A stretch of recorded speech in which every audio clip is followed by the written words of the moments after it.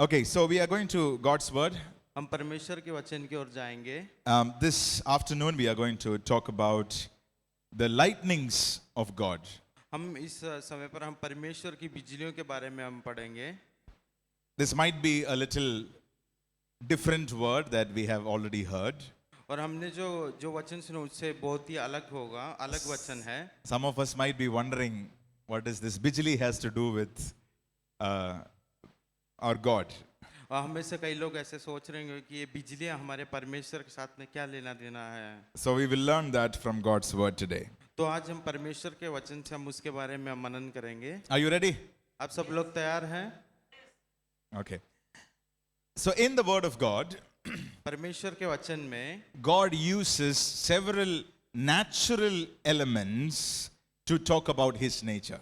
परमेश्वर अपने व्यक्तित्व को हमें सिखाने के लिए या बताने के लिए प्रकृति के विभिन्न तत्वों से हमसे बात करता है। Okay? Some natural elements. प्रकृति के विभिन्न रूपों को इस्तेमाल करते हैं। So for example, उदाहरण के तौर पर the Bible says the Lord is a consuming fire. परमेश्वर भस्म करने वाला आग है। Right? So the word used from the natural realm is fire.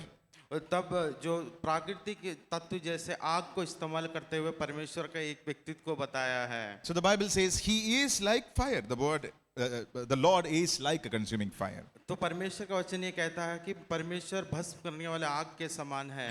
And there is another verse in John chapter 7. We read that Holy Spirit is like a river which flows out. और यूहन्ना रचित सुसमाचार में हम पढ़ते हैं कि परमेश्वर नदी के समान है। Right? So God uses several natural elements to talk about His nature. परमेश्वर प्राकृतिक विभिन्न तत्वों को इस्तेमाल करते हुए परमेश्वर का स्वभाव को बताने का हमसे बताया है। So one of that is what we are going to learn today. और उसमें से एक तत्व के बारे में आज हम पढ़ेंगे। And that is the lightnings of God. और वो है परमेश्वर की बिजलियां। So all of us can please try to say this. Lightnings of God. हम सब साथ में बोले परमेश्वर की बिजलियां। So what comes to your mind when you hear about the word lightning? आपके दिमाग में क्या आता है जब आप बिजलियां ये सुनते हो? क्या आता है आप सबके दिमाग में? Yes. Lightning which we see in the sky during rainy season. बरसात के समय पर हम बिजलियों को हम आसमान में देखते हैं। देखते हैं नहीं? देखते हैं ना? So how is it seen? वो कैसे दिखता है? One flash. एकदम अचानक से एक फ्लैश की तरह आता है। And after some time one thunder. और उसके बाद गरजता है। Yes or no? ऐसे ही होता है ना? And it reveals something powerful. और ये बहुत ताकतवर एक चीज को दिखाता है। Have you ever seen some trees which got fire by lightning? और बादल के गरजने की वजह से आपने ऐसा पेड़ देखा जो जल गया हो ऊपर से? So lightning is powerful to burn something off. और जो गरजता है वो एक चीज को जलाने के लिए बहुत काफी होता है। And how long does it last? कितना? One lightning. एक बार जब बादल गरजता तो कितने समय तक वो रुकता है? 25 minutes or one flash? 25 minute ऐसे ही रहता है, एकदम आकर चला जाता है। It's very fast. बहुत तेज है। So the Bible talks to us about who God is. That is, He is like lightning. तो परमेश्वर का वचन हमें ये सिखाता है कि परमेश्वर वो जो तेज आता है वो बिजली के समान है। And the Bible talks about God's lightning as something which is very powerful. और परमेश्वर का वचन ये हमें सिखाता है कि परमेश्वर की जो बिजलियां हैं वो बहुत ताकतवर है। And this talks about the glory of God. ये परमेश्वर की महिमा को दिखाता है। And so when we study about the lightning, और जब हम परमेश्वर की बिजलियों के बारे में जब हम मनन करते हैं, we are seeing the glory of God. हम परमेश्वर की महिमा को देखते हैं। We see the authority of God. परमेश्वर का आदित्य को हम देखते हैं। We see the victory of God. परमेश्वर की विजयता को हम देखते हैं। So that's what we are going to look today. तो आज हम इन सब चीज के बारे में हम मनन करेंगे। So let's look at Daniel chapter 10. हम दानियेल की पत्री 10वें अध्याय में की ओर जाएंगे। Right? Daniel chapter 10 verse 5 and 6. Daniel की पत्री 10वें अध्याय का 5 और 6 पद। Yeah, we'll read it in Hindi. मैं पढ़ूंगा। तब मैंने अपनी आंखें उठाकर देखा और क्या देखता हूँ कि एक पुरुष सन का वस्त्र पहने हुए, जिसकी कमर उपाज के सोने की किसी हुई है, उसका शरीर पुखराज के समान, उसका मुख बिजली के समान और आंखें जलती हुई मशालों के समान, उसकी भुजाओं और उस पर चमकाए हुए पीतल के समान थे, और उसके वचनों का शब्द बड़ी भीड़ के शब्द के समान था। So the word talks about what Daniel saw. तो परमेश्वर का वचन इस दानियल ने क्या देखा उसके बारे में हमें बताता This is है। very important, okay? ये बहुत महत्वपूर्ण है I'll tell you the story behind this. और इसके पीछे कहानी वो मैं आपको बताऊंगा। Now Daniel is praying in the presence of God. Daniel परमेश्वर की उपस्थिति में प्रार्थना करता है। He understood from the word of God that after 70 years, the people in exile, they can be liberated. और परमेश्वर और ये दानियल ये समझ जाता है कि 70 साल के बाद जो परमेश्वर के जन कैद थे उन लोगों को आजाद किया जाएगा। So he is praying. तो वो प्रार्थना करता है। 1 day, 2 days, 3 days, he is praying. ये पहला दिन, दूसरा दिन, तीसरा दिन वो प्रार्थना करता ही रहता है, But he is not getting an answer. लेकिन उसको कोई उत्तर नहीं मिलता है। He continued to pray for a few more days. और लगातार कई कुछ और दिन वो प्रार्थना करता है। Now 21 days later, 21 दिन के बाद now the Lord appears to him. परमेश्वर उसके सामने प्रकट होता है। The word says the angel of the Lord came. और परमेश्वर का वचन कहता है कि परमेश्वर का दूत उसके सामने प्रकट होता है। And so this is Daniel chapter 10. और ये दानियल का 10वां अध्याय है। So imagine he is praying for a very long time और आप ये सोच के देखो कई लंबे समय से वो प्रार्थना करता है and the angel of the Lord came. और परमेश्वर का दूत उसके सामने प्रकट होता है। And you see the beauty of it. और उसका सुंदरता को आप इस वचन में देख सकते हो। So he is seeing a man clothed in linen, और ये देखता है एक पुरुष जो सन का वस्त्र पहना हुआ है, waist was girded with gold of Uphaz, जिसका कमर उपाज के सोने की कसी हुई थी। body was like beryl. Beryl is a precious stone. और उसका शरीर पुखराज के समान था। पुखराज एक बहुत Diamond महंगा जैसा। डायमंड जैसा है। Look at the next part. His face like the appearance of lightning. और उसका अगला पद आप ध्यान से पढ़े, उसका मुख बिजली के समान। Did you see that word? वो पद को आप देख रहे हो। So it shows the presence of an angelic being. और एक स्वर्गीय दूत का एक उपस्थिति को वो दिखाता है। And the verse continues to teach us that this is Gabriel, the messenger from the Lord. और परमेश्वर का वचन जो हमें आगे सिखाता है, गब्रियल जो परमेश्वर का दूत लेके आने वाला है। How did the face look? उसका चेहरा कैसा दिखता है? बिजली के समान। So face was like lightning, meaning something magnificent. उसका अर्थ है कि बहुत ताकतवर चीज। Very difficult to explain with human language. और जो मनुष्य का जो भाषा है उससे उसके बारे में विवरण नहीं किया जा सकता। And then we see that Daniel was frightened और हम ये देखते हैं कि दानियल डर जाता है and he fell down on the ground और वो जमीन पर गिर जाता है, because what he saw was something very terrific. और उसने जो देखा वो बहुत एक डराने वाली एक चीज था। And verse 18 says, और 18वां पद ये कहता है, and verse 18 says, the angel of the Lord came and strengthened him. और परमेश्वर का दूत दानियल के पास जाता है और उसे बलवंत करता है। So when he saw the angelic being, when he saw the lightning or the terrific nature of what he saw, he was helpless, he was strengthless, he was falling down. और जब परमेश्वर की उस बिजलियों को और स्वर्गदूत को जो उसने देखा उससे वो कमजोर हो जाता है। And then he came and strengthened him. और वो दूत उसके पास जाता है और उसको दोबारा मजबूत बनाता है। So what does it teach us? It teaches us that nobody is able to stand the presence of God. God is so powerful. और ये वचन हमें सिखाता है कि परमेश्वर की उपस्थिति बहुत ताकतवर होता है, कोई भी उसके सामने खड़ा नहीं हो सकता। Are you listening? आप सब लोग सुन रहे हो ना?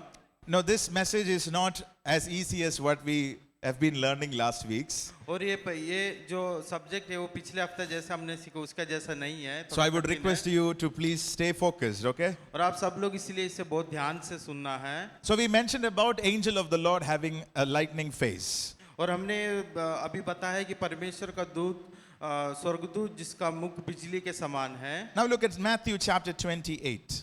और हम मत्ती रचित सुसमाचार 28वें अध्याय की ओर जाएंगे। So in Matthew chapter 28, now Jesus is buried in the grave.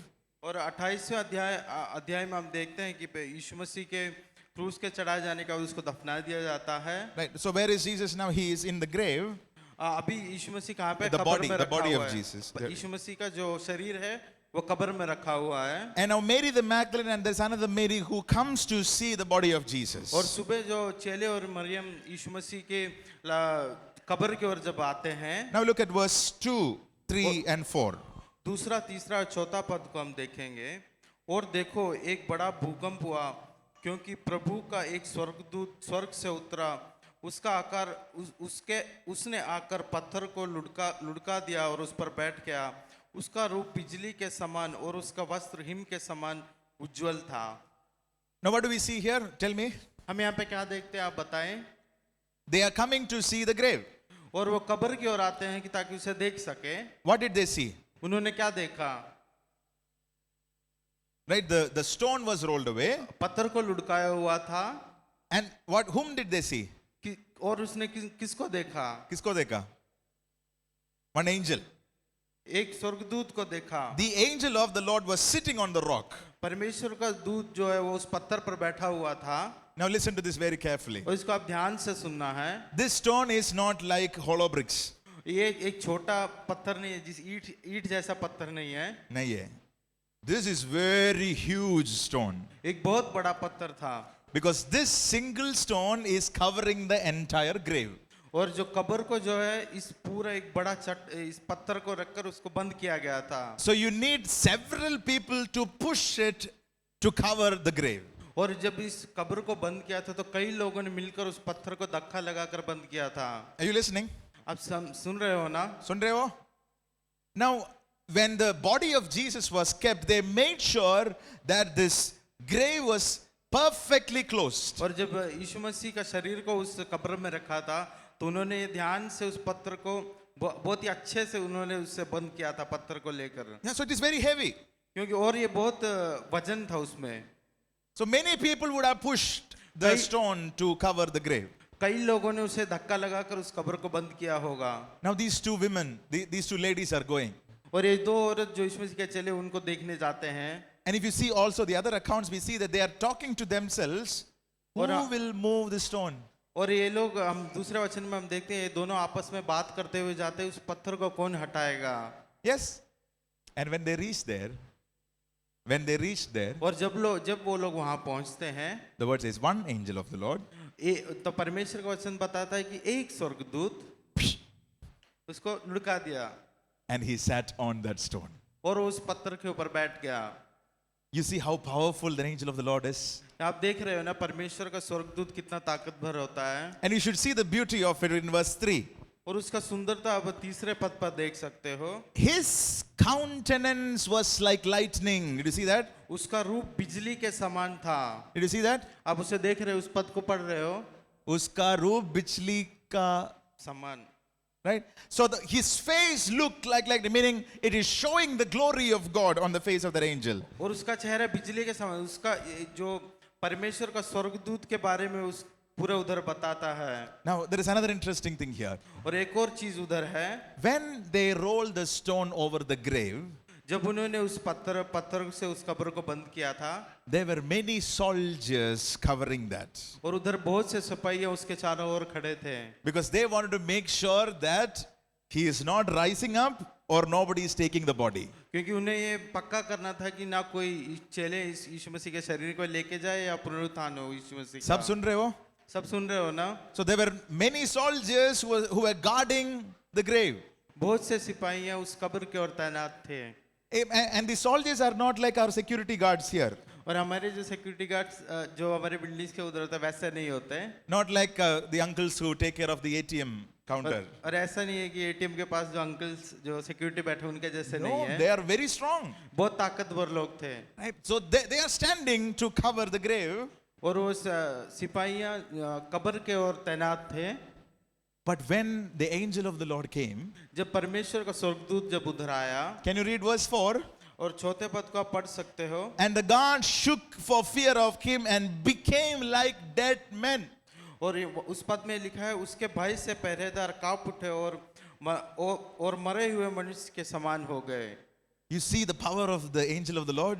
और परमेश्वर के स्वर्गदूत के ताकत को आप उधर देख सकते हो। All these six-pack people fell down.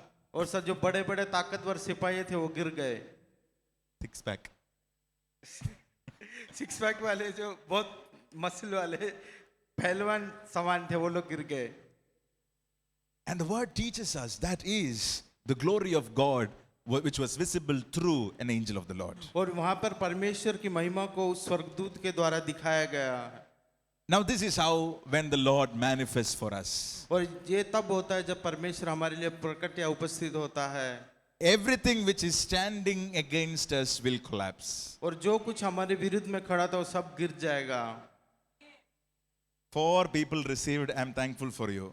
4 लोगों ने इस वचन को ग्रहण किया, उनके लिए मैं धन्यवाद करता हूँ परमेश्वर का। Lord, open the eyes of all of us. हम सबों का आंखों खोलने के लिए हम परमेश्वर से प्रार्थना करते हैं। The word teaches us this is how the Lord intervenes. ये परमेश्वर का वचन हमें सिखाता है, ऐसा परमेश्वर हमारे लिए काम करता है। When the Lord reaches out to us, ऐसे ही परमेश्वर हमारे ओर पहुंचता है। everything which stands against us will collapse. और जो कुछ हमारे विरुद्ध में खड़ा है वो सब कुछ गिर जाता है। Lift up your hands and say आज hallelujah. सब लोग अपने हाथ को उठाकर हालेलुया बोले। Hallelujah bole. हालेलुया बोले। This is how the Lord comes. ऐसे ही परमेश्वर हमारे जीवन में आता है। And another aspect of the lightning of God. हम परमेश्वर की बिजलियों के एक दूसरे तरीके से हम उन्हें देखेंगे। Turn with me to Exodus chapter 20. निर्गमन के 20वें अध्याय की ओर हम जाएंगे। Exodus 20 verse 18 through 21. निर्गमन की पत्री 20वें अध्याय का 18वां से 21वें पद तक। तब सारी प्रजा ने गरजना, बिजली की चमकना, नरसिंगों का शब्द और पर्वत से धुआं उठते देखा। यह देखकर वे कांप उठे और दूर खड़े हो गए। उन्होंने मूसा से कहा, तू ही हमसे बातें कर, हम सुनेंगे, परंतु परमेश्वर हमसे बातें ना करे, कहीं हम मर ना जाए। मूसा ने लोगों से कहा, मत डरो, क्योंकि परमेश्वर इसलिए आया है कि तुम्हारी परीक्षा करे और उसका भय तुम्हारे मन में बना रहे, ताकि तुम पाप ना करो। तब लोग दूर ही खड़े रहे, परंतु मूसा उस घने अंधकार के निकट गया जहां परमेश्वर था। The word teaches us what happened at Mount Sinai. और सीनाई के पर्वत पर क्या हुआ, परमेश्वर का वचन ये हमें सिखाता है। The Lord came to the Mount Sinai. Sinai पर्वत पर परमेश्वर आया। And this is how he was seen.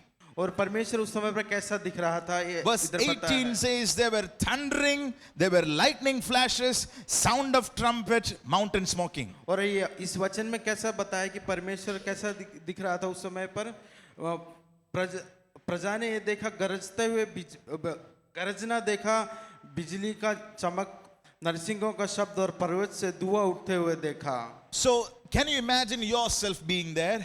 क्या आप सोच सकते हो आप उधर ही थे उस समय पर? That you are seeing a mountain आप एक पहाड़ देख रहे हो and there is a huge thunder और इधर बादल का बहुत बड़ा गरजना है and smoke coming out of the और mountain. पर्वत से धुआं उठ रहा There है is lightning happening all around. और बिजली चमक रहा है चारों ओर। A very horrific scene. एक बहुत ही डरावना एक चीज आप देख रहे हो। This is not just a climatic situation. This is God who came down to that mountain. और एक सिंपल ऐसा परिस्थिति नहीं है, ये वो समय है जब परमेश्वर उस पर्वत पर उतरा था। And the Bible says people were frightened. और परमेश्वर का वचन हमें बताता कि लोग डर गए। And I think if you and I were there, we would also have been very frightened. और हम लोग भी उधर उस समय पर होते तो हम लोग भी बहुत ही डर जाते हैं। And we would be very frightened और हम अंदर से मन से बहुत ही डर जाते हैं। because this is a very horrific scene. क्योंकि एक बहुत ही डरावना संभव है। And they said to Moses, और उन्होंने मूसा से कहा, we don't want God to talk to us like this. हम ये नहीं चाहते कि परमेश्वर इस तरीके से हमसे बात करें। You talk to us. तुम परमेश्वर से बात करो हमारे लिए। Are you listening? आप सुन रहे हो ना? because they were frightened. क्योंकि वो डर गए थे। Now let me tell you, और मैं आपसे बताना चाहूंगा, why did God show himself like this? परमेश्वर ने उस तरीके से अपने आप को उनको क्यों प्रकट किया? Come on, बोलिए. बोलिए क्यों प्रकट किया? He can talk normal way. वो साधारण तरीके से आके बात कर सकते थे परमेश्वर लोगों से, But why would God come like this? Mountain smoking, earthquakes, sound of a trumpet, a big show. Why? परमेश्वर ऐसे क्यों आया? बिजली का गरजना था, पर्वत से धुआं उठ रहा था और नरसिंह का आवाज था, ऐसे क्यों आया परमेश्वर? Okay, for people to know the power of God. That is one हाँ, answer. परमेश्वर के सामर्थ को लोग समझ सके। Any other answers? कुछ और आप लोग बताना चाहेंगे? To have a reverence to the Lord, yes. और परमेश्वर के बारे में दिखाने के लिए। Now the answer is given in the next verse. और अगले पद में उसका उत्तर बताया गया है। Verse 20. 20वां पद, मूसा ने लोगों से कहा, मत डरो, क्योंकि परमेश्वर इसलिए आया है कि तुम्हारी परीक्षा करे और उसका भय तुम्हारे मन में बना रहे, क्योंकि तुम पाप ना करो। Oh, you see that?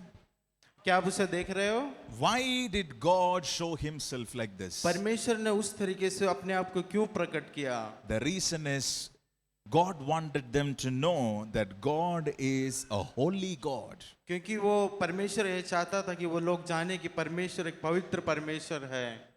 Can you lift up your hands and say, God is so holy? क्या आप अपने हाथ को उठाकर कह सकते हो कि परमेश्वर पवित्र है?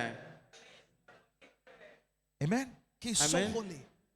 And nobody can stand in front of him in his glory. कोई भी परमेश्वर के सामने खड़ा नहीं हो सकता। No sin can come near him. कोई भी पाप परमेश्वर के पास नहीं आ सकता। And that's what Moses said. और वही मूसा भी बताता है, That his fear may be before you so that you may not sin. और उसका डर तुम्हारे मन में बना रहे ताकि तुम पाप ना करो। Now listen to this very carefully. और इसे आप बहुत ध्यान से सुनना है। The Lord has revealed himself like this, not to put fear inside of us, परमेश्वर ने उस तरीके से अपने आप को प्रकट इसलिए नहीं किया कि तो वो लोग उनसे डरे, but to have reverence and honor and respect unto God. लेकिन परमेश्वर को एक इज्जत भरे तरीके से देखना है और उसके ताकत को जानना है, इसलिए ऐसा प्रकट किया। Listen to this very carefully. इसको आप ध्यान से सुनना है। When we lose the fear of God, जब हम परमेश्वर का डर अपने मन से खो देते हैं, we tend to minimize sins. Minimize.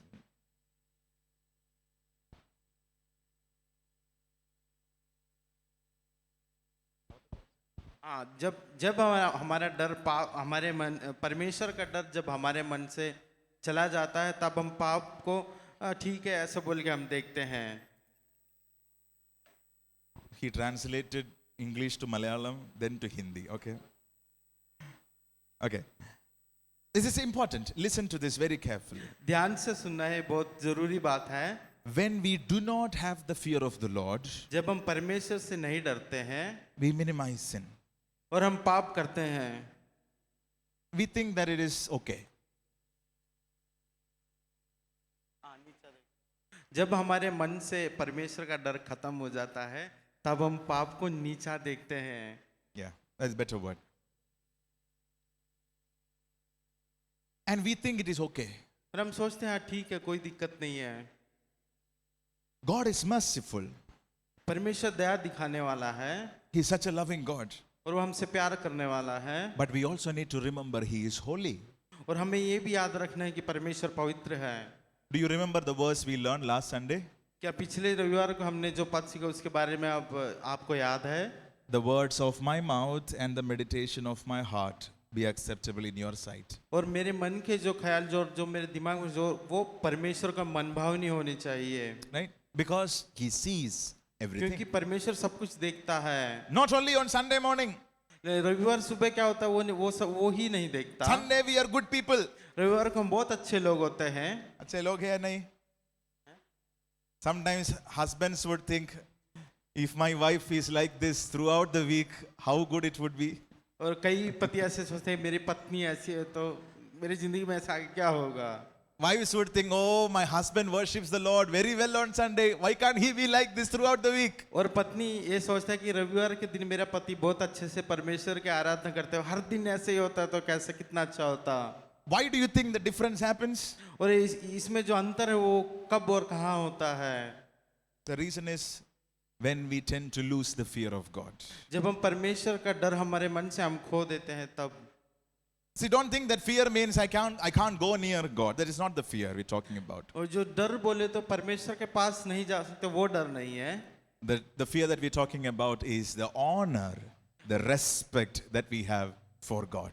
और जो इस डर का मतलब हम परमेश्वर को जो इज्जत देते हैं उनको देखते हैं, उस तरीके का डर हमें यहाँ पे बताया है। It is important for us to have the fear of God inside of us. और हम हर एक के मन के अंदर परमेश्वर का जो डर हमारे हर एक के मन में होना जरूरी है। Are you listening? आप सब लोग सुन रहे हो ना? Every day in our life, the Lord is with us. हमारे रोजाना जीवन में परमेश्वर हमारे साथ में है। When we go to work, God is with us. जब हम नौकरी की ओर जाते हैं तब परमेश्वर हमारे साथ है।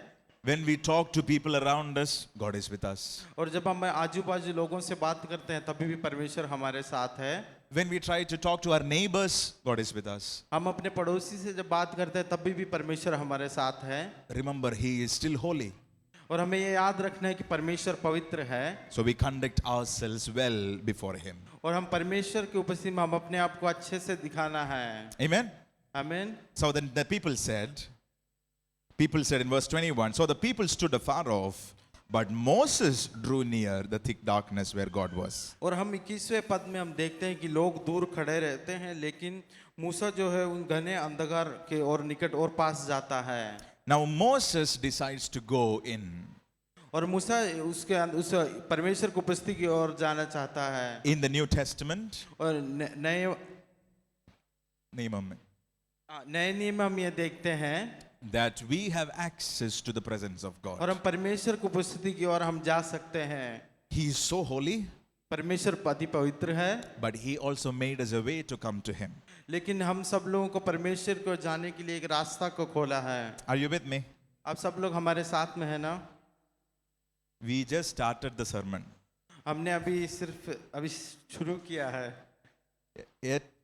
Just completed the introduction. जो शुरुआत में जो भाग है, रूपरेखा है, सिर्फ वही बताया है। But don't worry, I'll just share one more point and then we'll pray. और एक और पॉइंट को मैं इसमें से बताऊंगा और फिर हम प्रार्थना करेंगे। I wish we had more time to share all of this. मैं चाहता था कि हमारे पास और भी समय होता तो अच्छा होता ताकि मैं सब बता सकता। But okay, today we'll stick to 3 points so that we can remember as well. और हम 3 बातों के बारे में हम पढ़ेंगे जो महत्वपूर्ण है। So the first thing we learned is His lightning destroys the enemy. और पहली चीज हमने पढ़ा है कि परमेश्वर की बिजलियां जो हमारे शत्रु का न गिरा देता है। Yeah, remember that one? The first part we वो mentioned. याद है ना जो पहले हमने जो पढ़ा था। The second thing, it brings a sense of reverence before God. और दूसरा ये है कि हम परमेश्वर की ओर जो हमें इज्जत जो सम्मान दिखाना है उसके बारे में हम पढ़ा। And number 3, और तीसरा हमने क्या पढ़ा? we are going to study, we have not learned it. हम लोग पढ़ने जा रहे हैं, बताए नहीं है। There is power in His lightning. There is power in His lightning. परमेश्वर की बिजलियों में ताकत है। Okay, look at Habakkuk chapter 3. और हम हबक्कुक के तीसरे अध्याय में हम जाएं, तीसरा अध्याय की ओर जाएंगे। And look at verse 4. और 4. और उसका चौथा पद। Habakkuk chapter 3 verse 4. हबक्कुक तीसरा अध्याय उसका चौथा पद। उसका तेज प्रकाश के समान था, उसके हाथ से किरण चमक रही थी और वही सामर्थ्य छिपी हुई थी। Oh, yeah. So this is talking about God. और ये परमेश्वर के बारे में बताया है। If you read through the initial verses, you would understand it's talking about God और आप Himself. उससे पहले वाले पद को पढ़ेंगे तो आपको ये समझ में आएगा कि परमेश्वर के बारे में उधर बताया है। And the word says, His brightness was like the light. और वो उस वचन हमें सिखाता है कि उसका तेज जो है वो प्रकाश के समान था। He had rays flashing from His hand. Talks about the lightning, the power of God. और उसके हाथों से किरण चमक रही थी बिजलियों की तरह। There, His power was hidden. और वहीं उसका सामर्थ छिपा हुआ था। Let's say the last part together. There, his power was hidden. और हम साथ में ये बोलेंगे, और वहीं उसकी सामर्थ छिपी हुई थी। So, what is there in the lightning of God? और परमेश्वर की बिजलियों में क्या है? His power is hidden in his lightning. उसका सामर्थ उधर छिपा हुआ है। So, this is important in our life. और ये हमारे जीवन में बहुत महत्वपूर्ण है। Sometimes we think God, to get an answer for this question, it takes a long time. और कई बार हमारे जीवन में एक प्रार्थना को उत्तर मिलने के लिए बहुत समय लगता है। And sometimes we tell this to God. और हम कई बार परमेश्वर से हमें बोलते हैं, Lord, for my answer to come, this takes a long time. और ये मेरा उत्तर नहीं आया, ये बहुत ही समय ले रहा है। But the word says there is power hidden in his lightning. और परमेश्वर का वचन ये हमें ये सिखाता है कि परमेश्वर की बिजली में उसका सामर्थ छिपा हुआ है। So we learn that lightning goes very fast. तो हमने ये सीखा कि जो बिजलियां वो बहुत तेज जाती है। So you can expect something supernatural to happen in your life. और वहां पर बहुत ही अलौकिक का एक चीज होगा बोलकर हम समझ सकते हैं। Why? समझे ना? There is power hidden in his lightning. और परमेश्वर की बिजलियों में उसका सामर्थ छिपा हुआ है। So the lightning can go in very high speed than we can expect. और हम हमारे सोच से परे बहुत तेज बिजलियां जाती है। And it can do something which we cannot comprehend in our eyes. और हम हमारे सोचने से परे भी वो कई काम को कर सकता है। So you need to expect that in your life. और वो हमारे जीवन में होगा बोलकर हम विश्वास करना है। Naturally, things might take a long time. और हम नॉर्मल और हम अपने तरीके से देखें तो वो होने के लिए शायद बहुत समय लगेगा। But the word says he will send his power in his lightning. और परमेश्वर का वचन हमें ये सिखाता है कि परमेश्वर का सामर्थ परमेश्वर की बिजली से हमारे ओर आएंगे। And look at Ephesians chapter 3 verse 20 and we'll pray with that. और इफिसियों की पत्री चौथे अध्याय का Verse 20. 20वें पद को हम देखेंगे। Okay, Ephesians 3:20. इफिसियों की पत्री तीसरे अध्याय का 20वां पद। The Bible says, now to him who is able to do exceedingly abundantly above all what we ask or think. और हम इस वचन में देखते हैं कि अब जो ऐसा सामर्थ्य है कि हमारी विनती और समझ से कहीं अधिक काम कर सकता है, उस सामर्थ्य के अनुसार जो हम में कार्य करता है। So what does it say? ये वचन हमें क्या बोलता है? That God is able to do exceedingly abundantly above all what you ask or think. और इस वचन में हमें ये सिखाता है कि जो हम अब जो ऐसा सामर्थ्य है कि हमारे विनती और समझने से कहीं अधिक काम कर सकता है, उस सामर्थ्य के अनुसार हम जो हम उस सामर्थ्य के अनुसार जो हम में कार्य करता है। So God is able to do. तो परमेश्वर हमारे ये काम करने के लिए कर सकता है। So what did we learn in the third point? We said that there is power hidden in his lightning. और हमें तीसरे पॉइंट में हमने क्या पढ़ा कि परमेश्वर की बिजलियों में सामर्थ छिपा हुआ है। And what is the magnitude of this power? और ये कितना बड़ा ताकत है? That he is able to do exceedingly abundantly above all what we ask or think. और उसका अर्थ ये है कि हमारे समझने से परे वो ये काम को कर सकता है। So when we pray, तो आज जब हम प्रार्थना करेंगे, we usually have an expectation. और हम परमेश्वर से कुछ हमारे मन में ऐसा होगा बोलकर रहता है। Yes or no? ठीक बोला ना? God, do this, okay? परमेश्वर ये मेरे लिए करना है। We have an expectation. हमारे अंदर एक उम्मीद होता है। We have a thought. हमारे मन में वो विचार चलता है। Oh, this is how God is going to do. वो परमेश्वर शायद ऐसा करने वाला है। But what does the word say? लेकिन परमेश्वर का वचन क्या बताता है? He is able to do परमेश्वर ऐसा सामर्थ्य है exceedingly abundantly above all what we ask or think. हमारे विनती समझ से कई अधिक वो परमेश्वर काम हमारे लिए कर सकता है। Can you say that with me? क्या आप ये मेरे साथ बोल सकते हैं? So I'll say this in English. After that, Joel will tell us in Hindi that he is able to do exceedingly abundantly above all what we ask or think. अब जो अब जो ऐसा सामर्थ्य है कि हमारे विनती और समझ से कहीं अधिक काम कर सकता है, उस सामर्थ्य के अनुसार जो हम में कार्य करता है। Amen. आमीन। So there is power hidden in his lightning. परमेश्वर की बिजलियों में सामर्थ छिपा हुआ है। So we said 3 points. हमने आज 3 बातें सीखा। I'm ठीक है, skipping all the others, okay? वो बाकी जो बचा वो सब मैं छोड़ रहा हूँ। So number 1, that the lightning of God destroys the plans of the enemy. और पहला ये है कि परमेश्वर की बिजली हमारे शत्रु के सारे चालों को गिरा देता है। The lightnings of God reminds us about the holiness of God or brings that reverence unto him. और परमेश्वर की बिजलियां हमें परमेश्वर के और जो हमारे इज्जत, जो डर हमारे मन में रहता है उसके बारे में दिखाता है। And number 3, there is power hidden in his lightning. और तीसरी बात, परमेश्वर की बिजलियों में ताकत छिपा हुआ है। Can we all please rise to our feet क्या आप सब लोग खड़े हो सकते हैं and look at the Lord? और परमेश्वर की ओर देखें। And what is the thing that you are worried about today?